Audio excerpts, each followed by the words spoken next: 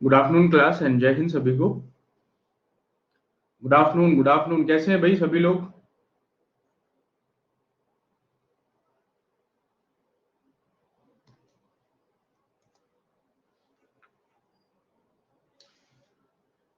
Good afternoon. How the जोश? How do we are doing? क्यों भाई, हाउ आर यू डूइंग? चलो, very good, very good. Top the sky. Okay. Good afternoon, नमस्ते, राम राम सभी को। Sir, मैंने ग्रुप में वीडियो डाला है, जरूर देखना। ओके, चलो, पीडीएफ मिल गया सभी को? हाँ जी, पीडीएफ मिल गया सभी को? अभी किसी का कोई शिकायत तो नहीं है? सर, आपने मुझे ग्रुप में ज्वाइन नहीं किया, क्या बात कर रहे हो यार?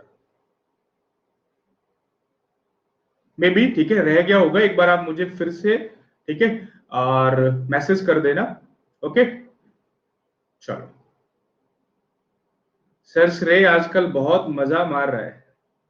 भाई, श्रेय लखनऊ का है और लखनऊ के लोग मजे में ही रहते हैं। अंदाज ही इनका कुछ और रहता है। तो श्रेय जहां से रहता है, ये श्रेय की कमी नहीं है। श्रेय जहां से रहता है, ये वहां का असर है, बस और कुछ नहीं है।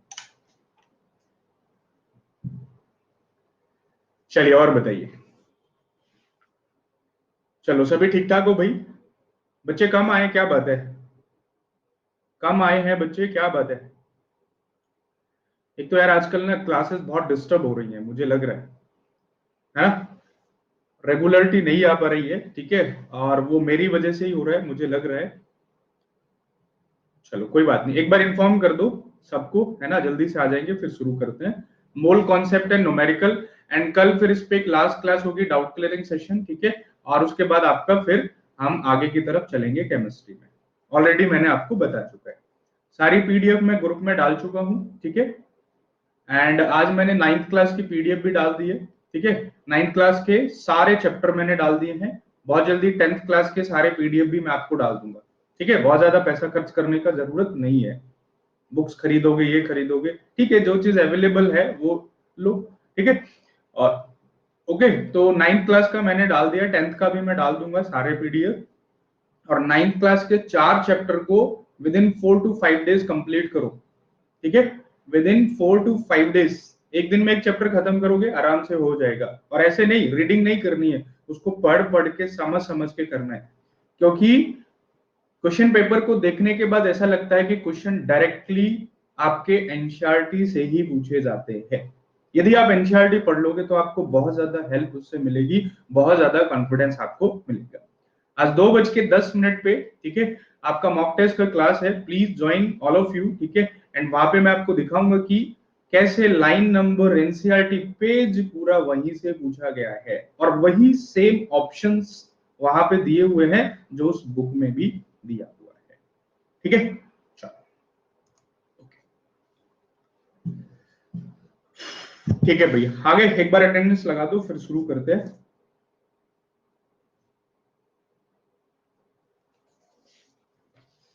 अच्छा, आप में से किसी ने पूछा था लेटेंट हीट का डाउट। क्लास में हो भाई? क्लास में हो? क्या नाम था आपका? Latent heat?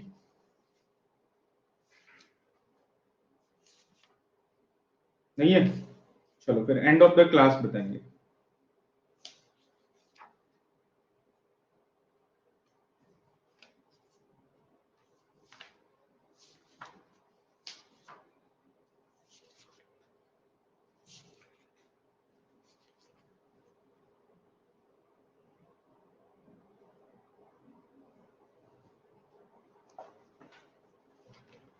न्यूमेरिकल में डाउट हो तो व्हाट्सएप में पूछो, हाँ बिल्कुल पूछो, ग्रुप में डाल दो।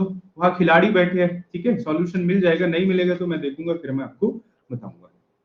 चलो, ठीक है। देखो, आज एक कॉन्सेप्ट को हम पढ़ने जा रहे हैं जिसका नाम है मोल कॉन्सेप्ट। ये एक बहुत ही छोटा सा कॉन्सेप्ट है, और कई बार एक क्वेश्चन इससे पूछ लिया जाता है। और एक क्वेश्चन का नंबर है 4 मार्क्स, ठीक है। और 4 मार्क्स हमारे एग्जाम के लिए बहुत ज्यादा इंपॉर्टेंट हो जाते हैं। ठीक है, क्योंकि ये कंपटीशन की दुनिया है जहां पॉइंट 1 पॉइंट 2 से रैंक चली जाती है, तो वहां पे 4 मार्क्स को सिक्योर करना बहुत ज्यादा महत्वपूर्ण हो जाता है।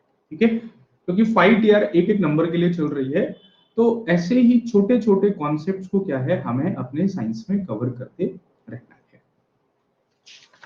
तो मोल कॉन्सेप्ट के बारे में जब हम बात करते हैं, तो मोल कॉन्सेप्ट से पहले आप दो टर्म्स को समझो। ठीक है, एक होता है मॉलिक्यूलर मास और एक होता है फॉर्मूला यूनिट मास।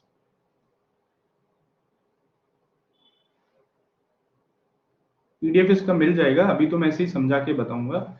एक होता है मॉलिक्यूलर मास और एक होता है फॉर्मूला यूनिट मास। चलो,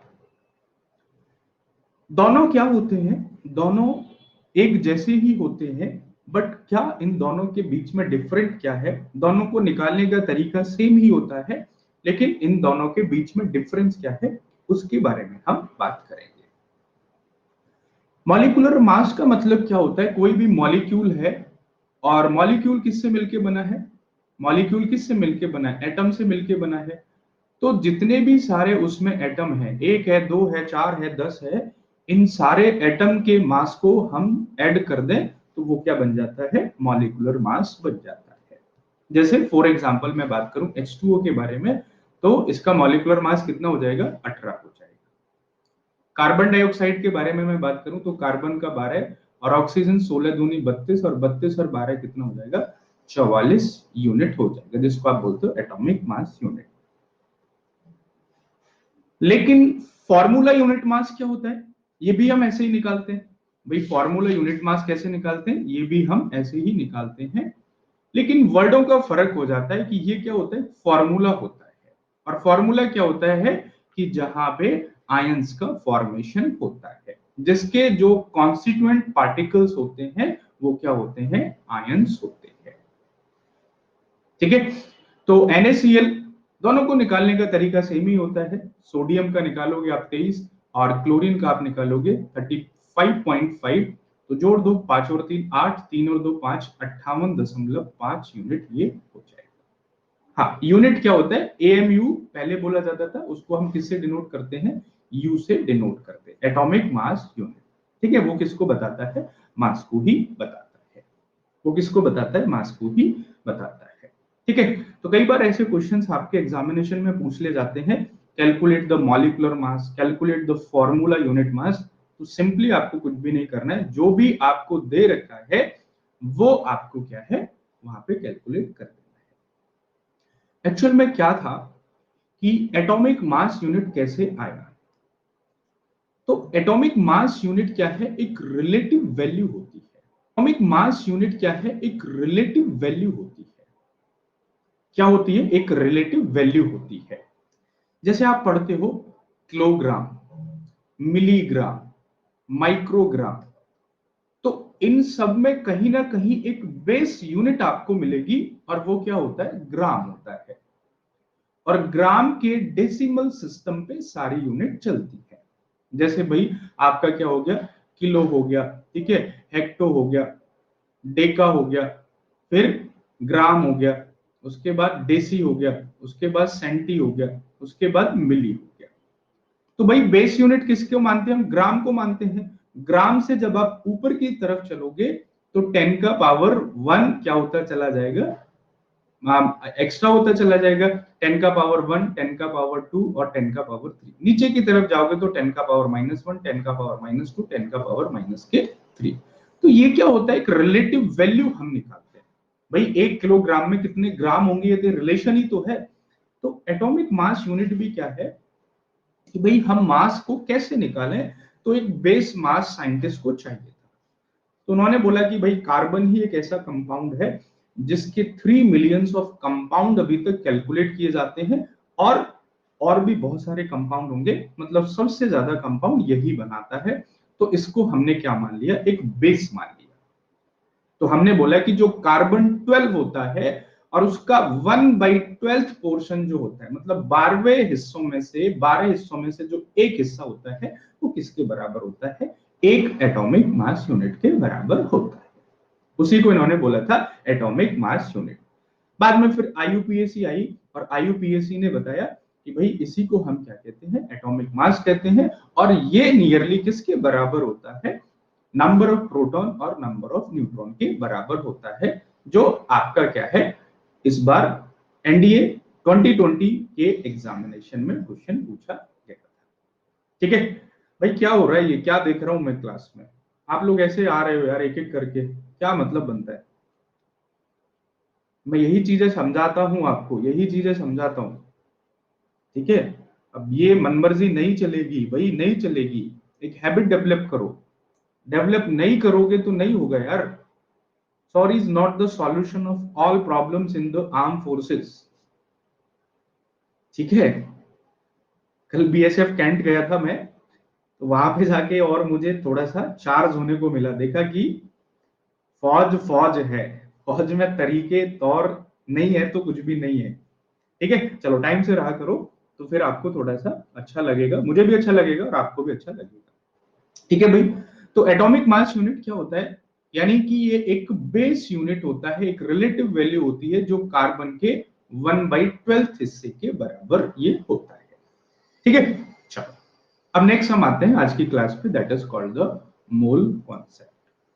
अब इसको बड़े ध्यान से समझना ताकि कभी 4 नंबर आपके आपसे ना छूट जाए। मोल कॉन्सेप्ट क्या है, मोल का मतलब क्या होता है कि हमारे जो फिजिक्स है या साइंस है, ठीक है, फिजिक्स के अंदर पढ़ो या साइंस के अंदर पढ़ो, तो हमारे 7 बेसिक फंडामेंटल यूनिट होते हैं। कितने होते हैं, 7 फंडामेंटल यूनिट्स होते हैं। फंडामेंटल यूनिट समझते हो, मतलब जो बेसिक यूनिट होते हैं उनको हम क्या बोलते हैं, फंडामेंटल यूनिट बोलते हैं। अच्छा बताओ कि कौन कौन से 7 फंडामेंटल यूनिट होते हैं। चलो मैं लिख देता हूँ, 1 2 3 4 5 6 और 7। कौन कौन से होते हैं, जैसे पहला आपका हो गया मास, दूसरा आपका हो गया लेंथ, तीसरा आपका हो गया टाइम, चौथा आपका हो गया टेम्परेचर, ठीक है। एंड टेम्परेचर के बाद आपका बचा लाइट का इंटेंसिटी, लाइट इंटेंसिटी। चलो पांचवा हो गया आपका लाइट इंटेंसिटी, और एक हो गया आपका अमाउंट ऑफ सब्सटेंस, ठीक है। मास हो गया, लेंथ हो गया, टाइम हो गया, टेम्परेचर हो गया, लाइट इंटेंसिटी हो गया, अमाउंट ऑफ सब्सटेंस हो गया, एक और कौन सा बच गया, हाँ एक हमारा बच गया, that is called the current. तो बेसिकली ये क्या होते हैं, 7 फंडामेंटल यूनिट होते हैं, ठीक है। और फंडामेंटल यूनिट का मतलब क्या होता है, जो बेसिक होते हैं, इन्हीं से फिर ड्राइव यूनिट बनती है। जैसे मास का किलोग्राम हो गया, लेंथ का मीटर हो गया, टाइम का टेम्परेचर का केल्विन हो गया, टाइम का सेकंड हो गया, लाइट इंटेंसिटी का कैंडेला हो गया, एंड अमाउंट ऑफ सब्सटेंस का मोल हो गया, और करंट का एम्पियर हो गया। तो मोल कॉन्सेप्ट का मतलब क्या है कि मोल एक यूनिट होती है। मोल क्या होता है, एक यूनिट होता है, लेकिन इस यूनिट के जो फीचर्स होते हैं वो बाकी सबसे थोड़ा सा अलग होते हैं। तो मोल कॉन्सेप्ट क्या कहता है कि जैसे हम यूनिट का कन्वर्जन पढ़ते हैं कि भाई एक दर्जन में कितने यूनिट होंगे, 12 यूनिट होंगे। बड़े ध्यान से समझना, आपको बिल्कुल एज इट इज समझ में आ जाएगा। एक दर्जन में कितने यूनिट होंगे, 12 यूनिट होंगे। अब मैं बोलूं आपसे कि एक दर्जन बनाना में 12 यूनिट ऑफ बनाना होंगी, कोई तकलीफ नहीं है किसी को। मैं आपको बोलता हूं कि एक दर्जन एप्पल में कितने एप्पल होंगे, तो बोलोगे आप कि 12 यूनिट एप्पल होंगे। क्या होंगे, 12 यूनिट एप्पल होंगे। तो कहने का मतलब है कि ये तो क्या है, एक यूनिट है, कि भाई ये तो एक कन्वर्जन है कि एक दर्जन में कोई भी वस्तु 12 होगी। आप एप्पल की बात करोगे तो एप्पल होंगे, ऑरेंज की बात करोगे तो ऑरेंज, मैन की बात करोगे तो मैन, वीमेन की बात करोगे तो वीमेन। तो मोल भी क्या है, ये भी एक यूनिट है। मोल भी क्या है, ये भी एक यूनिट है। और 1 मोल किसके बराबर होता है, 1 मोल 6.022 इंटू 10 की पावर 23 के बराबर होता है। जैसे आपसे पूछा कि भाई एक दर्जन में कितने होते हैं, 12 होते हैं, ठीक है। एक दर्जन में 12 होते हैं। एक सैकड़ा में कितने होते हैं, 100 होते हैं। एक टन में, है ना, 1000 होते हैं। तो एक मोल में कितने होते हैं, 6.022 इंटू 10 की पावर 23। और ये क्या होता है, फिक्स होता है। ये क्या होता है, फिक्स होता है, कांस्टेंट होता है। ऐसा नहीं है कि जैसे आप, ठीक है, आप कहीं चंडीगढ़ में रहते हो, ठीक है, चंडीगढ़ में एक दर्जन में 12 होते हैं और आप दिल्ली आ जाओ तो दिल्ली में एक दर्जन में 14 हो जाएंगे। मतलब ऐसा नहीं होगा। मतलब एक फिक्स होता है यूनिट का कन्वर्जन की, वो फिर चेंज नहीं होता है। एक मोल में यदि आपसे बात करेगा तो 1 मोल किसके बराबर होगा, 1 मोल में किसके बराबर, 6.022 इंटू 10 की पावर 23 यूनिट के बराबर होगा। अब आप 1 मोल किसी के बारे में भी बात करो, जैसे आप बोलोगे कि 1 एटम, मैंने अभी नहीं बोला है, अभी सुनो ध्यान से। तो 1 मोल किसके बराबर हो गया, कि 1 मोल इतने यूनिट के बराबर हो गया। अब मैं आपसे कहता हूं कि 1 मोल एटम्स में कितने यूनिट होंगे एटम के, तो इतने यूनिट होंगे, मतलब इतने यूनिट एटम के होंगे। मैं आपको बोलता हूं कि 1 मोल ऑफ पार्टिकल में कितने पार्टिकल्स होंगे, तो 6.022 इंटू 10 की पावर 23 पार्टिकल्स होंगे। मैं आपको बोलता हूं कि 1 मोल साइकिल मेरे पास है, तो how many cycles I have 6.022 into 10 की पावर 23 साइकिल्स मेरे पास है, ठीक है। Sir 1 mole of gas and liquid भी सेम ही होगा क्या, सब कुछ, that is amount of substance. Substance क्या है भाई, सॉलिड भी हो सकता है, लिक्विड भी हो सकता है, गैस भी हो सकता है, सब कुछ हो सकता है। भाई 1 दर्जन केले में 12 केले होंगे, ये बात मैंने मान ली। अब आप बोलो, आप मुझसे पूछो कि सर 1 दर्जन संतरा में क्या 12 संतरा होंगे कि नहीं होंगे, बिल्कुल होंगे। तो ये क्या है, ये तो एक यूनिट है, ये तो क्या है, एक यूनिट है। और यूनिट का जो कन्वर्जन होता है वो कांस्टेंट होता है, पहली बात। तो मुझे क्या पता लगा, मुझे पता लगा कि भाई किसी भी वस्तु का या किसी भी सब्सटेंस का 1 मोल किसके बराबर होता है, 6.022 इंटू 10 की पावर 23 यूनिट के बराबर होता है।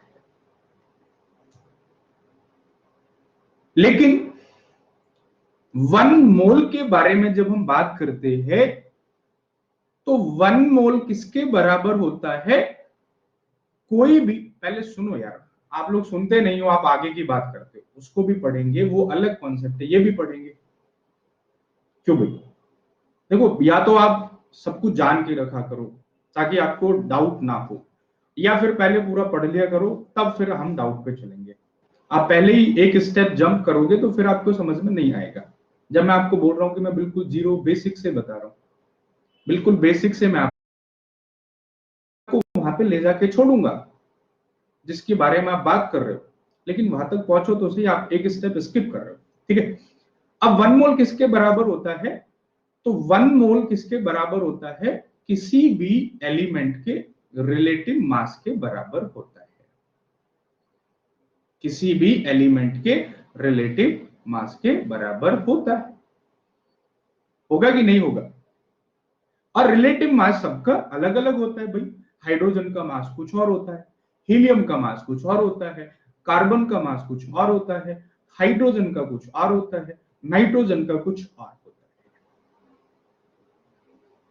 तो हमें एक बात पता चल गई कि जैसे मैं इसको लिखूं कि हाइड्रोजन का 1 मोल किसके बराबर होगा, तो हाइड्रोजन के ही मास के बराबर होगा। हाइड्रोजन का मास कितना होता है भाई, हाइड्रोजन का मास होता है 1 ग्राम, ठीक है। और इसमें नंबर कितने होंगे, तो 6.022 इंटू 10 की power 23 numbers of the hydrogen होंगे,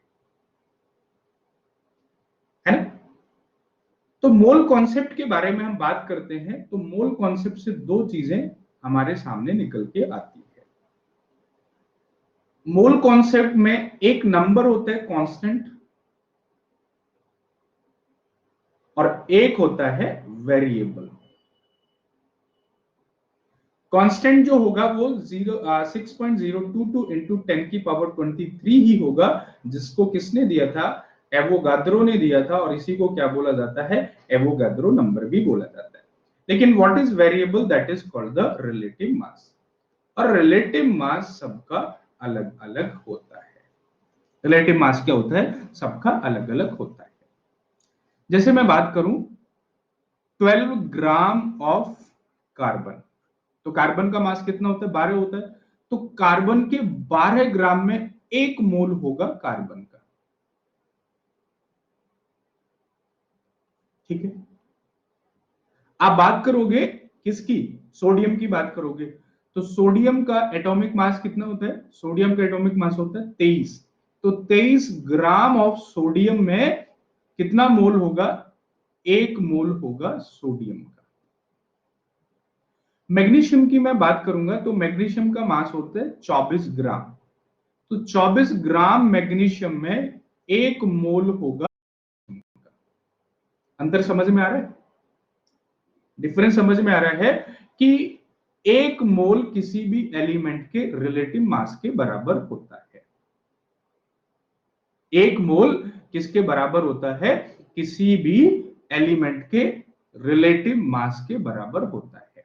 कार्बन का रिलेटिव मास 12 ग्राम, सोडियम का 23 ग्राम, मैग्नीशियम का 24 ग्राम। लेकिन जब मैं नंबर की बात करूंगा तो इसमें कार्बन के कितने नंबर होंगे? 6.022 इंटू 10 की पावर 23 यूनिट ऑफ कार्बन होंगे। इसमें सोडियम के 6.022 इंटू 10 की पावर 23। इसमें कितने होंगे? 6.022 इंटू 10 की पावर 20। हाँ जी गणेश भाई साहब बोलो। एक्स्ट्रा ऑर्डिनरी पीपल है ये। सर मोल लेके ही क्यों आए? मोल क्या बताता है? अमाउंट ऑफ सब्सटेंस बताता है। और जितनी भी फार्मेसी की दुनिया है, जितनी भी केमिस्ट्री की दुनिया है, जितना भी केमिकल इंडस्ट्री है, सब में मोल का ही यूज होता है। बिना मोल के आप कुछ भी नहीं बना सकते, क्योंकि आपको जो पता लगता है ना कि आपको कितना अमाउंट सब्सटेंस किसी का डालना है, तो वो किससे पता लगता है? मोल से ही पता लगता है। क्योंकि मोल क्या है? मोल एक यूनिट है। क्या बताता है? अमाउंट ऑफ सब्सटेंस बताता है। अमाउंट ऑफ सब्सटेंस से उसका क्वांटिटी पता लगता है कि वो हमें कितना ऐड करना है। जितने भी केमिकल इंडस्ट्री है वहां पे ये इंपॉर्टेंस रखता है। सर पीरियोडिक टेबल में हर मास समथिंग है, कैसे याद करें और बिना डेसिमल वाला नहीं मिल रहा है?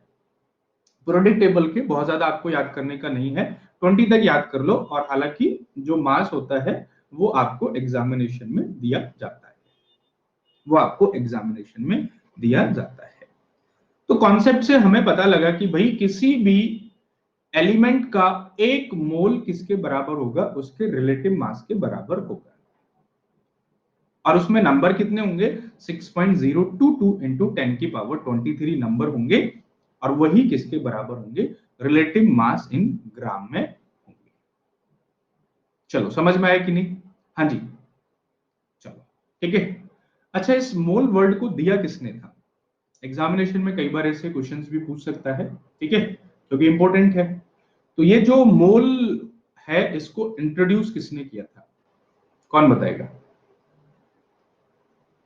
ध्यान रखना यूपीएससी में ऐसी चीजें पूछ ली जाती हैं क्योंकि एनसीईआरटी में दी हुई है। ठीक है। हाँ जी एंटोनी लेवोशियर। नहीं यार सब कुछ लेवोशियर नहीं दिया था तो बाकी लोग क्या करेंगे? डेल्टन, एवोगाद्रो नहीं, कुछ डिफरेंट सा है। मोल को किसने इंट्रोड्यूस किया था? अच्छा मोल का मतलब क्या होता है? मोल का मतलब होता है हीप, या फिर इसको बोलते हैं पाइल। हीप या पाइल। हीप और पाइल का मतलब क्या होता है? ग्रुप और कलेक्शन, समूह। ठीक है। नहीं पता? चलो ठीक है याद कर लेना। इन 1896 एक साइंटिस्ट थे जिनका नाम था विलियम ऑसवाल्ड। क्या नाम था? इनका नाम था विलहेम, विलियम नहीं, विलहेम ऑसवाल्ड। ठीक है। तो कई बार ऐसे क्वेश्चंस पूछ ले जाते हैं। ठीक है। जैसे मॉक टेस्ट में आज आप देखोगे कि सबसे पहले जो स्पेक्ट्रम था उसको किसने दिया था? तो ऐसे क्वेश्चंस एज इट इज पूछ लिए जाते हैं, ठीक है। तो इसको मोल को जो इंट्रोड्यूस किया था वो विल्हेम ऑसवाल्ड ने इंट्रोड्यूस किया था 1896 में, और उन्होंने बताया कि मोल का मतलब क्या होता है, ग्रुप और कलेक्शन, है ना। जैसे हम किसी को क्या है भाई, जैसे आप कोई भी चीज परचेज करना चाहते हो तो आप ये नहीं बोलते हो कि भाई 60 केले दे दे, आप क्या बोलते हो, आप 60 केले बोलने की वजह आप ये कहना पसंद करोगे कि भाई 5 दर्जन केले मुझे दे दो भैया। तो ग्रुप कलेक्शन ही पाई, तो उसका मतलब क्या होता है, मोल होता है। चलो अभी एक बार क्वेश्चन करो, ठीक है। क्वेश्चन नहीं बनेगा फिर से मैं दोबारा कॉन्सेप्ट को रिवाइज करूंगा। चलो एक बार मुझे बताओ, समझ में आया ना। सर फिर एवोगाद्रो नंबर क्यों बोलते हैं, क्योंकि वो एवोगाद्रो ने दिया था। वो किसने दिया था, एवोगाद्रो ने बताया था कि जो नंबर होंगे वो कितने होंगे, वो इतने ही होंगे, 6.022 इंटू 10⁻23। चलो ठीक है, ओके। पहला है कैलकुलेट। इस पे दो तीन तरीके से क्वेश्चन पूछा जाता है, ठीक है। आपको बताना है नंबर ऑफ मोल बताना है। 52 ग्राम ऑफ हीलियम, फटाफट बताते जाओ।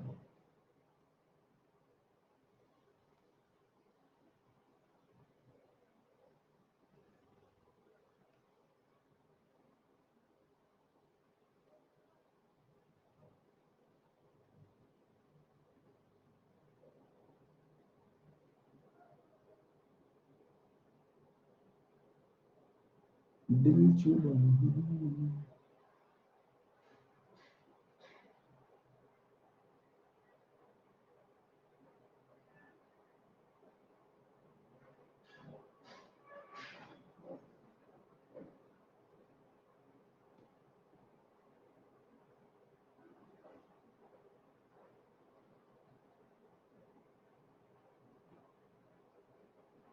चलो अब यहाँ पे क्या पूछा गया आपसे, यहाँ पे आपको नंबर ऑफ मोल बताने हैं, ठीक है। यहाँ पे आपको क्या बताना है, नंबर ऑफ मोल बताने। चलो पहले मैं बताओ कितने होंगे नंबर ऑफ मोल।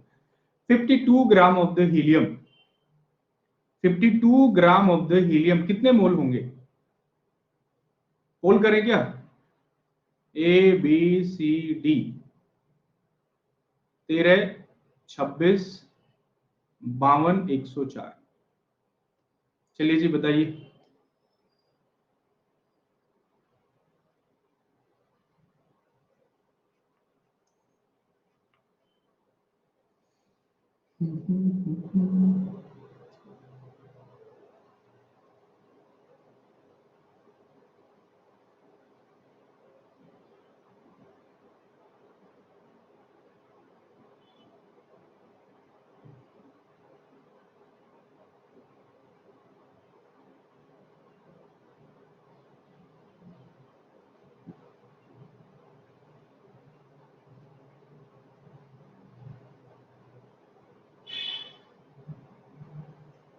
देखो सर एक बार करके बताना, बिल्कुल बताएंगे।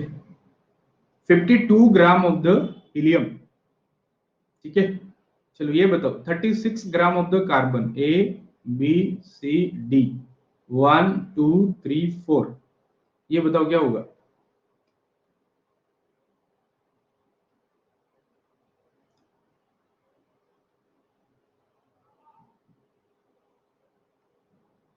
थर्ड के ऑप्शन ABCD, 2, 20, 50, 100।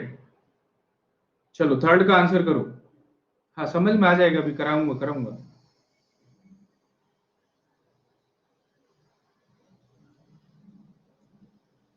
फोर्थ के ऑप्शन लिख रहा हूं, ABCD।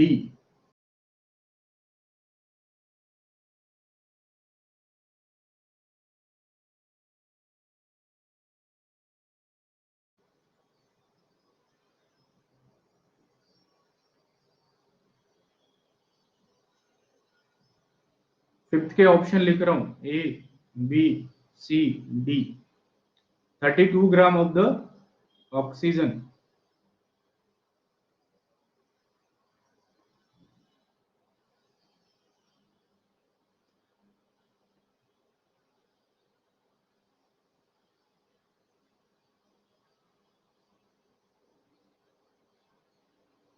देखो,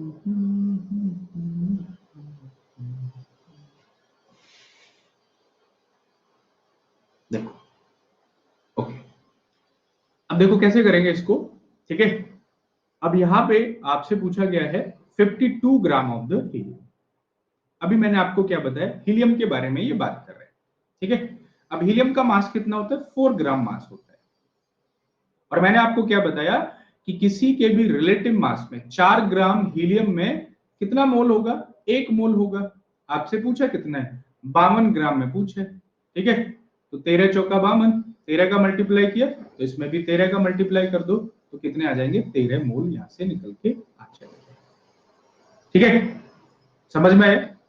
फॉर्मूले भी मत याद करो, ठीक है, वो भी कंफ्यूजन करते हैं। फॉर्मूला आपका सही है कि मोल कितना होता है, जितना उसका मास है और जितना उसका मोलर मास है वो आप निकाल दो। लेकिन मैं आपको और शॉर्ट करके बता रहा हूं, 36 gram of the carbon, carbon का मास कितना होता है, 12, 12 में 1, तो 36 में कितने हो जाएंगे, 3, 12 3 36, 3 हो गए। 100 gram of hydrogen, 1 gram hydrogen में 1 होता है, तो 100 में कितने हो जाएंगे, 100 हो जाएंगे।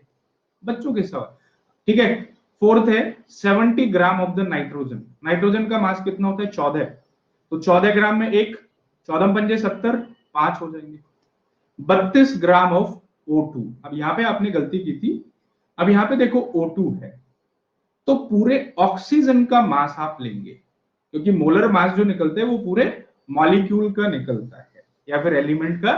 तो ऑक्सीजन का मास कितना हो जाएगा, तो 16 दूनी 32, यही हो जाएगा। तो 32 ग्राम में कितना होगा, 1 मोल होगा। आपको यही दिया था, तो कितना हो जाएगा, 1 मोल ये हो जाएगा। अभी आया समझ में। हाँ जी, गणेश गायतोंडे बताओ, गणेश पांडे, चलो ठीक है, दूसरा बताओ।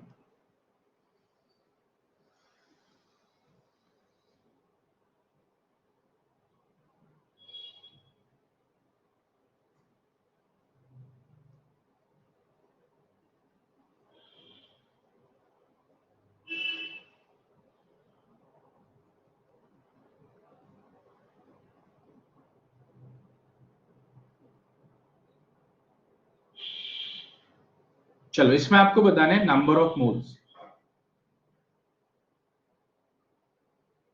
बताइए भाई, नंबर ऑफ मोल कितने होंगे।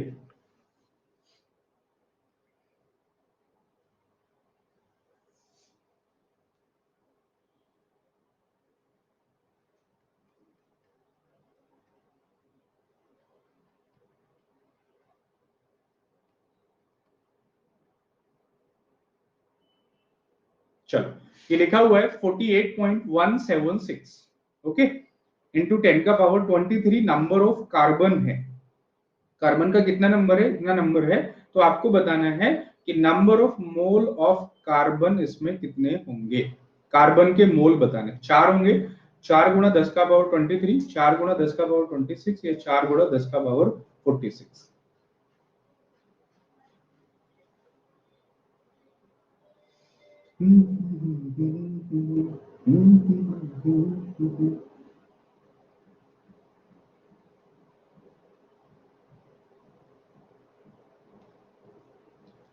ठीक है, गलती की।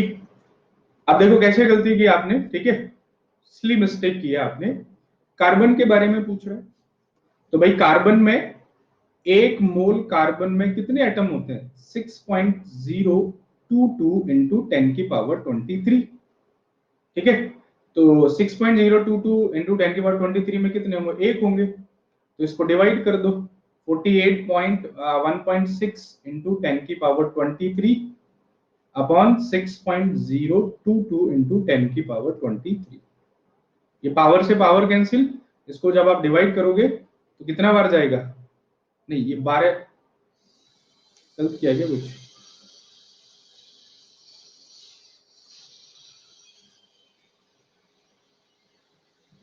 हाँ थोड़ा सा गलत कर दिया भाई। यहाँ पे होता 6 चौक 24, 24.176 आता।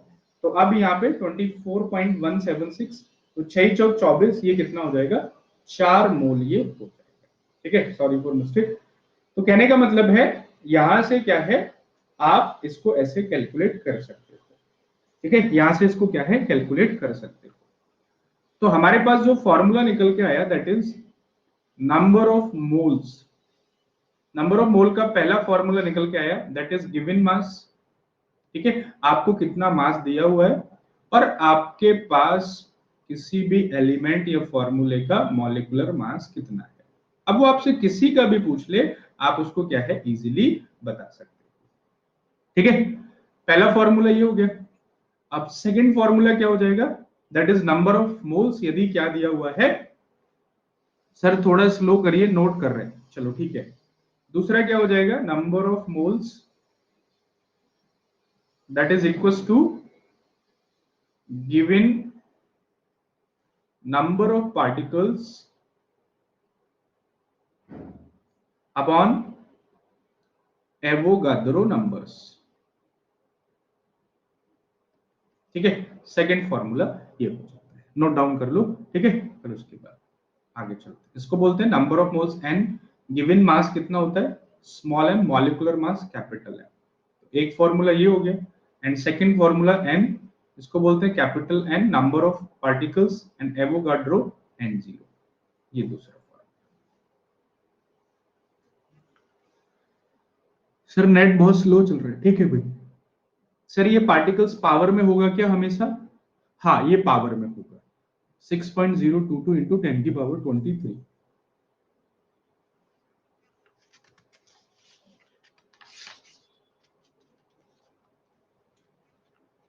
आगे चले, हाँ जी।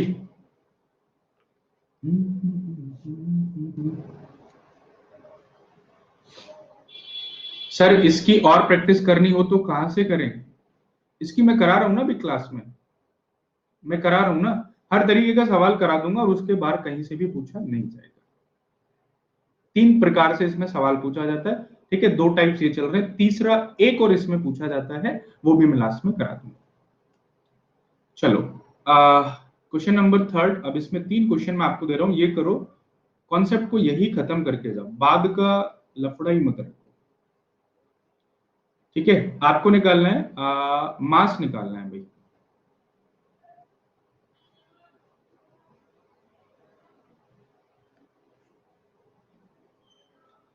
Zero point five mole of nitrogen gas, 0.5 mole of nitrogen atoms, 3.011 into 10⁻23 numbers of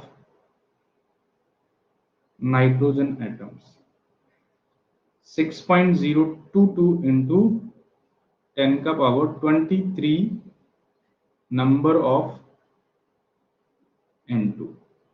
चलो भाई निकालो, मास कैलकुलेट करना है, कौन सा मास, रिलेटिव मास निकालना है अभी। फटाफट कमेंट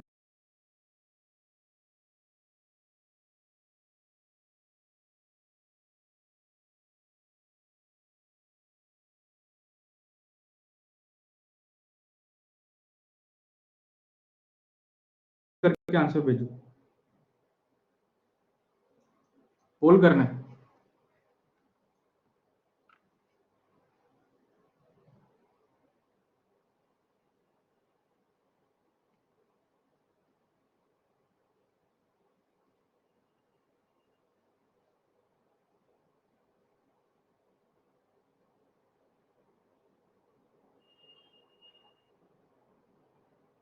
चलो पहले का पोल करो फटाफट।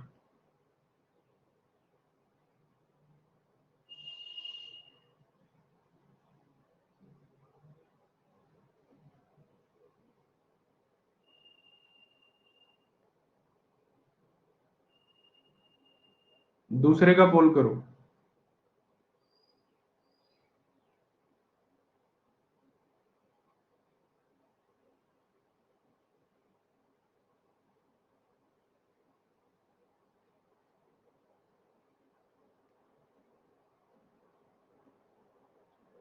तीसरे का पोल करो।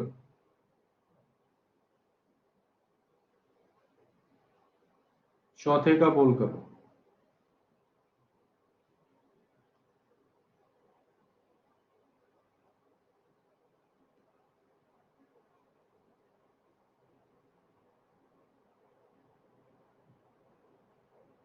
चलो चौथे वाले का पोल करो। चौथे का हो जाएगा आपका, ठीक है, ये लो।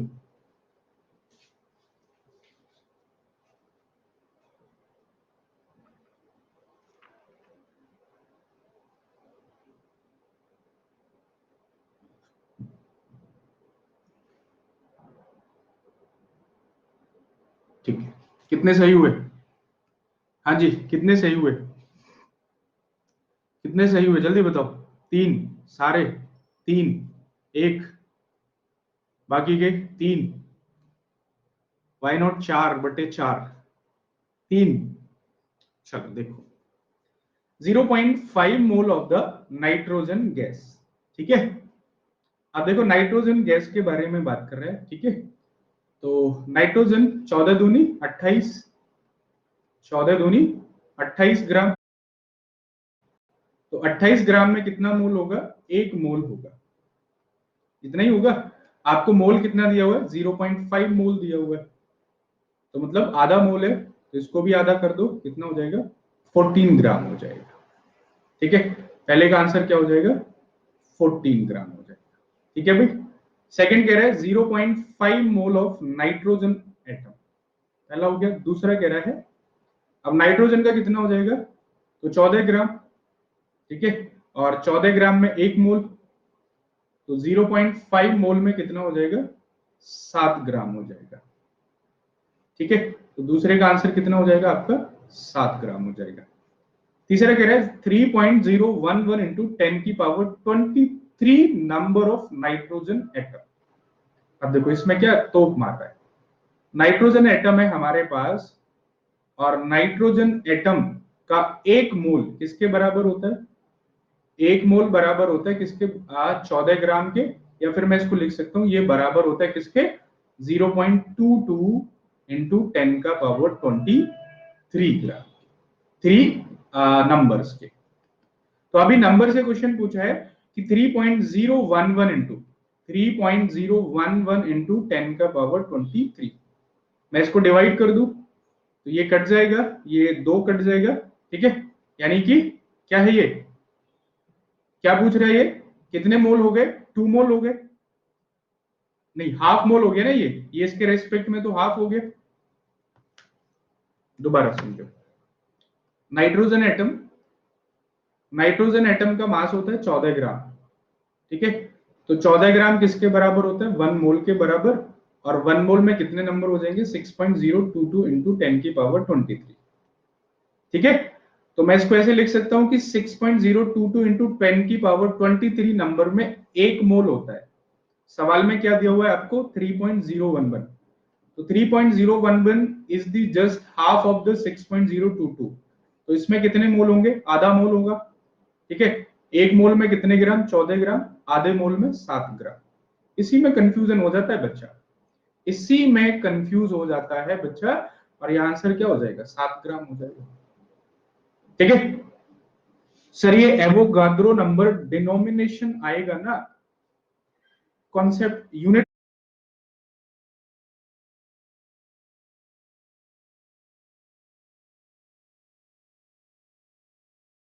मेथड पढ़ा है। यूनिटरी मेथड क्या कहता है भाई? 14 ग्राम में 1 मोल है नाइट्रोजन का, और 1 मोल में कितने नंबर होते हैं? 6.022 इंटू 10 की पावर 23 होते हैं। चलो इसको ऐसे समझो, 6.022 इंटू 10 की पावर 23 नंबर में कितना मास होता है? 14 ग्राम मास होता है। तो एक नंबर में कितना हो जाएगा? तो एक नंबर में हो जाएगा 14 अपॉन 6.022 इंटू 10 की पावर 23। आपसे पूछे 3.011 इंटू 10 का पावर 23, तो इसका मल्टीप्लाई कर दो। 14 अपॉन 6.022 इंटू 10 की पावर 23 मल्टीप्लाई में 3.011 इंटू 10 का power 23। This is the very basic method. ये इसको काट दो, ये 2 बार जाएगा, 2 से 7, ये कितना हो जाएगा? 7 ग्राम। ठीक है, डायरेक्ट करो। चौथा क्या कह रहा है? 6.022 इंटू 10 की power 23 number of the nitrogen. अब ये कौन देखेगा? यहाँ पे क्या है? नाइट्रोजन है। ठीक है, तो N2 कितना हो जाएगा? N2 मतलब 28, 14 दूनी 28। ठीक है। तो 28 ग्राम में कितना हो जाएगा, 1 मोल हो जाएगा, ठीक है। और 1 मोल में कितने नंबर, 6.022 इंटू 10 की पावर 23 नंबर, ठीक है। सवाल में क्या पूछ रहे हैं, सवाल में पूछ रहे हैं कि 6.022 इंटू 10 की पावर 23 नंबर में कितने होंगे, सीधा सा आ गया भाई, 1 मोल होगा, 1 मोल किसके बराबर, 28 ग्राम के बराबर। तो आंसर क्या हो जाएगा, गलत किया गया, ये 28 ही होगा भाई, बी दिया था इसका, 28 हो जाएगा इसका, 28 ग्राम हो गए। अच्छा सॉरी, हाँ ये इसका ऑप्शन ये है ना, क्या यार बताते नहीं हो। हाँ बी का क्या हो जाएगा, 28 ग्राम हो जाएगा। बता दिया करो भाई, बता दिया करो कि नीचे है सर, बैठे हुए हो, ठीक है। तो ये इसका क्या हो जाएगा, 28 ग्राम हो जाएगा। चलो अभी आया समझ में। चलो कुछ और क्वेश्चन प्रैक्टिस कर लो, कॉन्सेप्ट क्या हो जाएगा, बिल्कुल पक्का हो जाएगा। अभी आपसे ऐसे पूछ रहे, कैलकुलेट नंबर ऑफ पार्टिकल्स।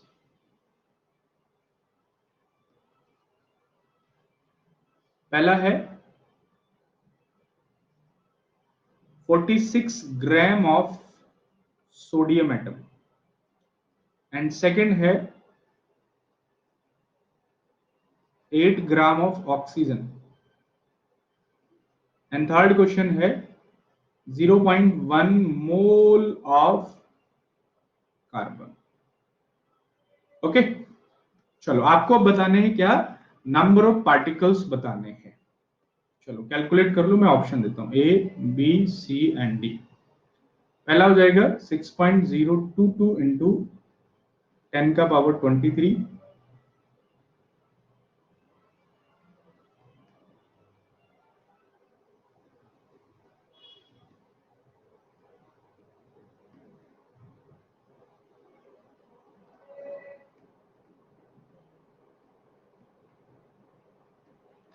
चलो पहले का आंसर करो क्या होगा।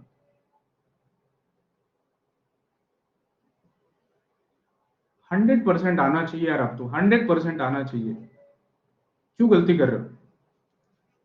गलती वाले सवाल नहीं है ये, आपको पता है कि आपकी एक गलती आपके 5.5 5.25 नंबर खा सकती है, 4 नंबर आपके ये जाएंगे और 1.3 नंबर आपका सही में से भी चला जाएगा। तो कितना इंपोर्टेंस रखता है आपका एक एक नंबर, ठीक है, कितनी इंपोर्टेंस रखता है आपका एक एक नंबर। चलो राजीव बहुत बढ़िया भाई, श्रेय आपका भी गलत हो गया, प्रखर 4 गलत हो गया, अनिल 6, गौरव, प्रिंस, प्रत्युष, मंगलम, अनुज, साहिल, छोटे छोटे कॉन्सेप्ट में आप गलतियां कर रहे हो, क्यों। चलो ठीक है, अभी दूसरे का ऑप्शन सुनो, ए बी सी और डी। दूसरे का ऑप्शन होगा आपका, ठीक है, 2.50 इंटू 10 का पावर 23, 1.50 इंटू 10 का पावर 23, 2.50 इंटू 10 का पावर 46, 1.50 इंटू 10 का पावर 46। ओके चलो आंसर करो, इसका आंसर क्या होगा, ये होगा,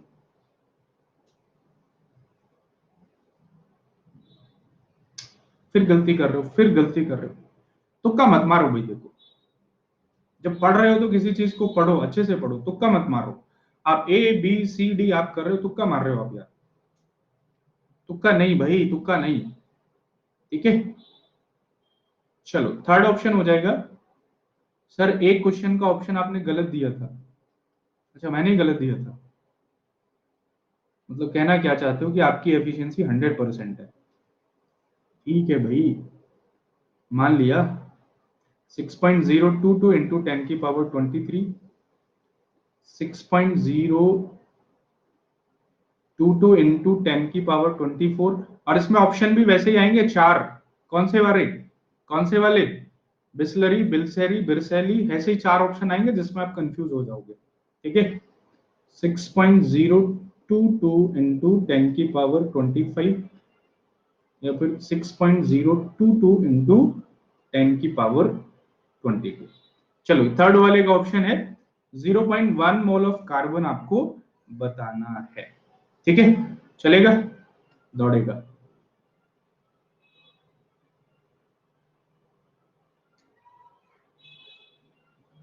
अभी देखो अब बजेगी तुम्हारी। निकले बराती। अबे चाचाओ ये बताओ, क्या पूछ रहे हैं? 0.1 मोल ऑफ कार्बन पूछ रहा है, पहले इसी क्वेश्चन पे आ जाओ। 0.1 मोल ऑफ कार्बन। ठीक है, मैं कह रहा हूं गलती, कॉन्सेप्ट आपको आता है, आप गलती कहां करोगे? जहां गुणा करनी होगी वहां भाग कर दोगे, जहां भाग करना होगा वहां गुणा कर दोगे। भाई एक मोल में कितने नंबर होते हैं? 6.022 इंटू 10 की पावर 23। तो 0.1 को मैं क्या लिख सकता हूं? चलो बच्चे हो ना छोटे छोटे, इसको ऐसे लिख लेते हैं, 1/10 लिख लेते हैं। तो 1/10 में कितने हो जाएंगे? गुना कर दो, 6.022 इंटू 10 का पावर 23 इंटू 1/10। इसको मैं 10 का पावर 1 लिख लूं, कोई दिक्कत तो नहीं है। तो ये क्या है 10 का पावर 23, ये क्या 10 का पावर 1। तो 10 का पावर 1 से एक 10 का पावर 1 चला जाएगा, क्या बचेगा? 10 का पावर 22 बचेगा। आंसर ये आ जाएगा। ऐसी छोटी छोटी गलतियां करोगे तो यूपीएससी तो छोड़ो, भगवान भी माफ नहीं करेगा।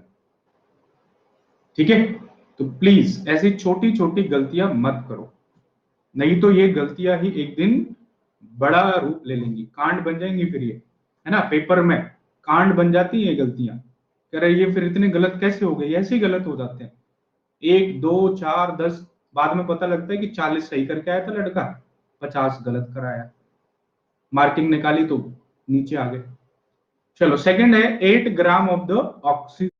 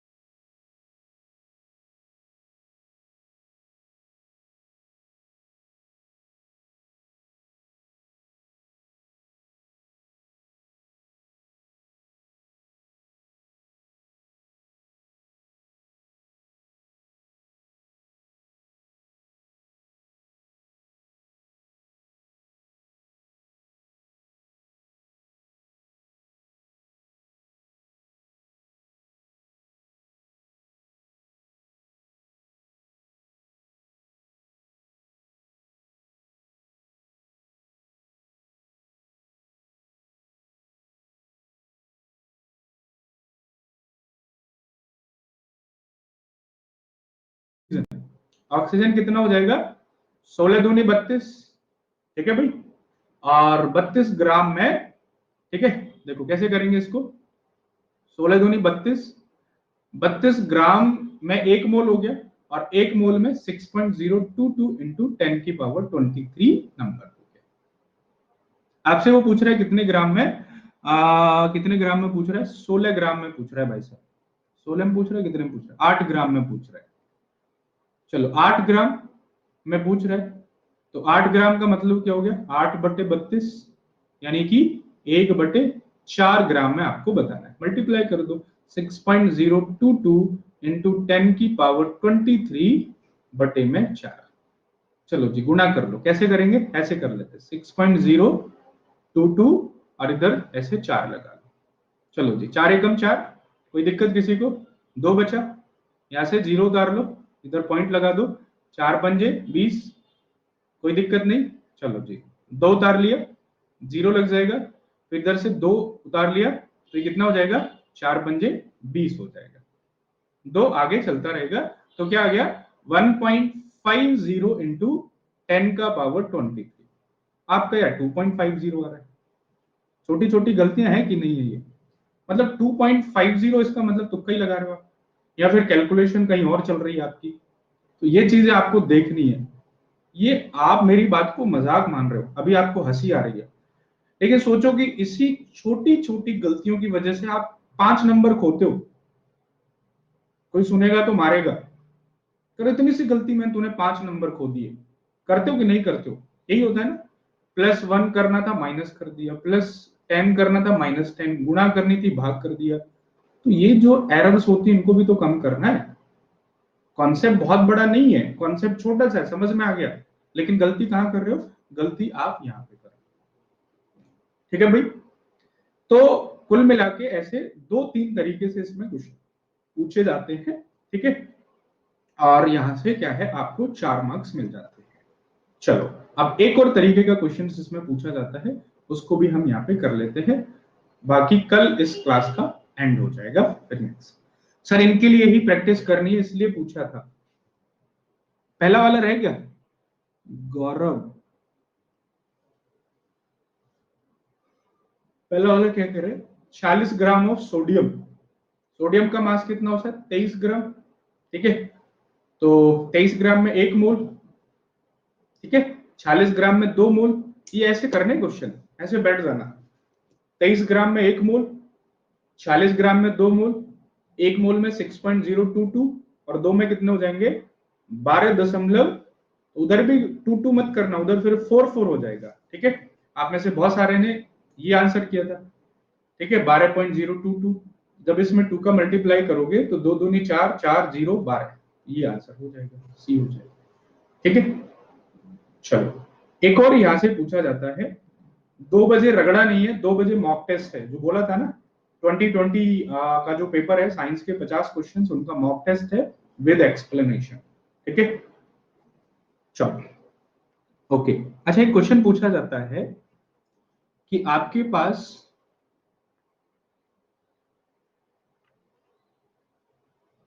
100 ग्राम सोडियम है और 100 ग्राम आपके पास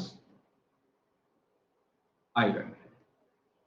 ठीक है भाई, आपको बताना है, ऐसे ही आपको 4 ऑप्शन एग्जामिनेशन में मिलेंगे, सोडियम, आयरन, हाइड्रोजन, कुछ भी आपको दे सकता है। तो आपसे पूछेगा कि नंबर ऑफ एटम्स किस में ज्यादा होंगे, नंबर ऑफ एटम्स किस में ज्यादा होंगे, सोडियम में या फिर आयरन में। चलिए जी बताइएगा, नंबर ऑफ एटम्स किस में ज्यादा होंगे, ये आपको बताना है, जल्दी बताओ।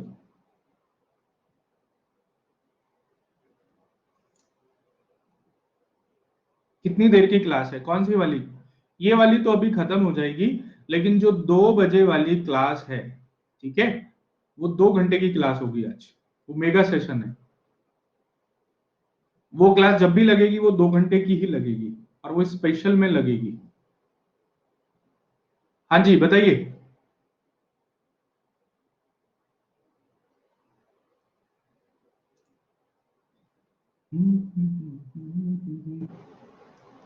आयरन में ज्यादा होंगे, बहुत अच्छा, वेरी गुड, आयरन में, बहुत बढ़िया।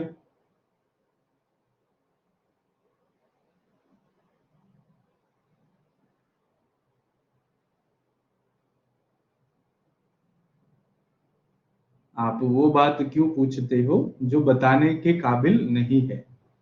देखो, आपको क्या निकालना है, नंबर ऑफ एटम्स निकालते हैं। ठीक है, आपके पास तो फॉर्मूला भी है, नंबर ऑफ एटम्स का फॉर्मूला क्या है, नंबर ऑफ एटम्स का फॉर्मूला क्या था, अभी पीछे लिखवाया था, भूल गए, क्या लिखवाया था, भूल गए, ये क्या था, नंबर ऑफ एटम्स, यहां से निकाल सकते हो आप, नंबर ऑफ एटम्स यहां से निकाल सकते हो, नंबर ऑफ एटम्स, भाई नंबर ऑफ मोल निकाला था, given number of particle and Avogadro number आपको निकालना है। चलो ऐसे ना समझ के इसको ऐसे समझो, देखो कैसे करेंगे इसको, कहां गया, 100 ग्राम आपके पास सोडियम है और 100 ग्राम आपके पास क्या है, आयरन है। सोडियम का मास कितना होता है 23 ग्राम, ओके, और आयरन का मास कितना होता है 56 यूनिट, ग्राम या यूनिट कुछ भी लिख लो। तो 23 ग्राम में 1 मोल होगा और 56 ग्राम में भी 1 मोल होगा, ये आपको क्लियर है। तो 23 ग्राम में 1 मोल और 56 ग्राम में 1 मोल, तो 1 मोल में कितने नंबर होंगे 6.022 इंटू 10 की पावर 23, और इसमें भी कितने होंगे 6.022 इंटू 10 की पावर 23। इसका मतलब इसके लिए हमें क्या निकालना पड़ेगा, नंबर ऑफ मोल्स निकालना पड़ेगा, और नंबर ऑफ मोल्स निकालने के लिए, नंबर ऑफ मोल कैसे निकालेंगे, तो भाई 100 ग्राम में 23 का भाग कर दो, और आयरन का निकालने के लिए 100 ग्राम में 56 का भाग कर दो। तो इसके कितने आएंगे, 25 चौका 100 है ना, तो 4 पॉइंट कुछ मोल आएंगे, और इसका कितना 56, तो 1.8 समथिंग मोल आएंगे। तो जिसके मोल ज्यादा होंगे उसके नंबर ऑफ एटम भी ज्यादा होंगे। ठीक है, तो मोल किसके ज्यादा है, सोडियम के, तो नंबर ऑफ एटम भी किसके ज्यादा होंगे, सोडियम के ही ज्यादा होंगे। कई बार ये सवाल ऐसे पूछा जाता है कि जैसे आपको 4-5 दे दिए, हाइड्रोजन दे दिया, हीलियम दे दिया, ठीक है, सोडियम दे दिया, आपको वो भी दे देगा जिनके बारे में आपको पता नहीं है। ठीक है, जैसे आपको आयरन दे दिया, मैग्नीज दे दिया, आपको मास नंबर भी नहीं पता है, लेकिन आपसे पूछा है कि भाई आपको बताना है इन सब में से आपके पास 50 ग्राम है इन सबका, 50 ग्राम हाइड्रोजन हीलियम, 50 ग्राम, तो किसमें नंबर ऑफ एटम ज्यादा होंगे। तो नंबर ऑफ मोल्स हम कैसे निकालते हैं, तो नंबर ऑफ मोल का फॉर्मूला होता था that is given mass upon molecular mass, given mass upon molecular mass. अच्छा, गिवन मास क्या है, कांस्टेंट है, और जब ये चीज कांस्टेंट हो जाती है, ये चीज कांस्टेंट हो जाती है, तो ये चीज जितनी छोटी होगी और ये क्या होगा उतना बड़ा होगा, है ना। तो मॉलिक्यूलर मास जिसका सबसे कम आपको वहां पे दिखे, तो उसके अंदर क्या हो जाएगा, आपको नंबर ऑफ एटम्स ज्यादा होंगे। ठीक है, सेम ऐसा ही सवाल कहां पूछ लिया जाता है, कुछ कंपाउंड देके आपको पूछ लिया जाता है। जैसे आपको दे देगा H2O दे देगा, कार्बन डाइऑक्साइड दे देगा, और NH3 दे देगा, मान के चलो। ठीक है, और आपसे दे दिया कि भाई आपको बताना है कि आपके पास 100 ग्राम है, या बदल भी सकता है, भाई ये 100 ग्राम दे दिया, ठीक है, ये मान के चलो 50 ग्राम दे दिया, और ये मान के चलो 200 ग्राम दे दिया। चलो अभी आपको बताना है कि नंबर ऑफ एटम्स किस में ज्यादा होंगे, कैलकुलेट कर लो। हाइड्रोजन इसका कितना हो जाएगा, 18 ग्राम, कार्बन डाइऑक्साइड अभी निकाला था 44 ग्राम, इसका निकाल लो। सोडियम का कितना होगा, सॉरी NH3, हाँ सोडियम का कितना होगा 23 ग्राम, हाइड्रोजन का कितना होगा 3 हो जाएगा, तो ये कितना हो जाएगा 26 ग्राम हो जाएगा। तो अब हमें मोल निकालना है, निकाल लो भाई। तो यहाँ पे कितने हो जाएंगे 100/18, यहाँ पे कितने हो जाएंगे 50/44, और यहाँ पे कितने हो जाएंगे 200/26। अच्छा सॉरी नाइट्रोजन, हाँ गलती कर रहे हैं भाई, गलती कर रहे हैं। नाइट्रोजन का कितना हो जाएगा 14 हो जाएगा, ठीक है, 14 और 3 17 ग्राम हो जाएगा, तो ये कितना हो जाएगा 17 ग्राम। ठीक है, तो कैलकुलेशन करो, 18 पंजे 90, ओवरऑल 5, 44 1 पॉइंट समथिंग, एंड 17 पंजे 85, 10 के 11 के समथिंग आएगा। तो नंबर ऑफ मोल किसमें कम है, ठीक है, इसमें कम है, तो नंबर ऑफ एटम्स क्या होंगे, इसमें क्या होंगे, सबसे कम होंगे, और सबसे ज्यादा किसमें होंगे, सबसे ज्यादा इसमें होंगे। तो ऐसे क्वेश्चंस आपको क्या है पूछ लिए जाते हैं। ठीक है, तो ये था ओवरऑल आपका कंसेप्ट। ठीक है, इसमें थोड़ा सा बचा हुआ है वो मैं कल करा दूंगा, और कल थोड़ा सा और इस टॉपिक का बचा हुआ था, सेपरेशन मेथड बचे हुए थे, तो वो आपका क्या हो जाएगा, कल ये ओवरऑल पूरा चैप्टर फिनिश हो जाएगा। ठीक है भाई, परसों से फिर एक नई दुनिया शुरू करेंगे, chemical reaction, daily use, acid base and salt, ये इसके बचे हुए मैं कराऊंगा। ठीक है भाई, चलो 2 बजे के लिए रेडी रहना। ओके, 2 बजे के लिए रेडी रहना, ठीक है, 2:10 पे क्लास होगी, और प्लीज, ठीक है, ये नोट, वार्निंग, ठीक है, या आग्रह, अनुमति, जो भी आप समझते हो, ये आपका क्या है, आपको क्लास मिस नहीं करना। सर 9th का कॉन्सेप्ट ओवर क्या सर पूरा, हाँ, कल की क्लास खत्म होने के बाद 9th का कॉन्सेप्ट पूरा समझ मतलब क्लियर हो जाएगा, फिर हम चलेंगे 10th के कॉन्सेप्ट पे। ओके, चलो बाय बाय, आज के लिए इतना ही करते, बाकी मिलते हैं 2 बजे। हाँ, स्पेशल क्लास पे होगा, ग्रुप में अभी लिंक आ जाएगा थोड़ी देर के बाद, ठीक है, एनरोल कर लेना, और आपके जो भी सखा साथी बंधु भाई बहन हो उनको भी एक बार शेयर कर देना, क्योंकि वो ऐसी क्लासे कोई भी कर सकता है, और जनरली कहीं पे ऐसा एक्सप्लेनेशन आपको मिलेगा भी नहीं। ठीक है, हाँ संजय बोलो क्या प्रॉब्लम है, हाँ बोलो बोलो जल्दी बोलो, तैयारी करनी है। चलो जी, लेटेंट हीट का कॉन्सेप्ट, देखो, एक और बच्चे ने पूछा था लेटेंट हीट, सुन लो भाई, सारे सुन लो।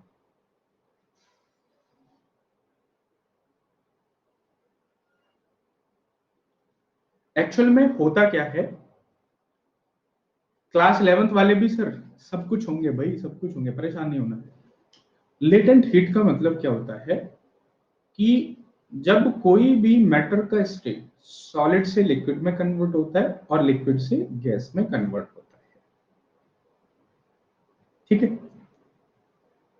तो देखा यह गया कि जब ये सॉलिड से लिक्विड में कन्वर्ट हुआ तो जितना टेम्परेचर मैंने इसको दिया था वही टेम्परेचर इसका यहां पे होता है, लिक्विड से गैस में या फिर गैस से लिक्विड में या फिर लिक्विड से सॉलिड। तो लेटेंट हीट क्या कहता है कि किसी भी स्टेट को कन्वर्ट करने के लिए जिस हीट की रिक्वायरमेंट होती है उसको हम क्या कहते हैं, लेटेंट हीट कहते हैं।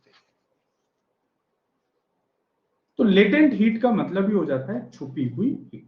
मतलब सॉलिड से जब लिक्विड में कन्वर्ट होगा इसको हम क्या बोलते हैं, फ्यूजन बोलते हैं। तो ये कौन सी हीट हो जाएगी, लेटेंट हीट ऑफ फ्यूजन हो जाएगी। तो लेटेंट हीट ऑफ फ्यूजन क्या हो गया कि 1 किलोग्राम सॉलिड को 1 किलोग्राम लिक्विड में बदलने के लिए जिस एनर्जी की जरूरत पड़ी उसको हम क्या कहते हैं, लेटेंट हीट कहते हैं। और ये कहीं से आपको देनी नहीं पड़ती है, ये सब्सटेंस के अंदर छुपी हुई होती है। या फिर लिक्विड से गैस में हम क्या कहते हैं, वेपोराइजेशन कहते हैं, ठीक है। तो लेटेंट हीट ऑफ वेपोराइजेशन क्या हो जाएगा कि 1 किलोग्राम लिक्विड को गैस में कन्वर्ट करने के लिए जो हीट की जरूरत पड़ी उसको हम क्या कहते हैं, लेटेंट हीट ऑफ फ्यूजन कहते हैं, लेटेंट हीट ऑफ वेपोराइजेशन कहते हैं।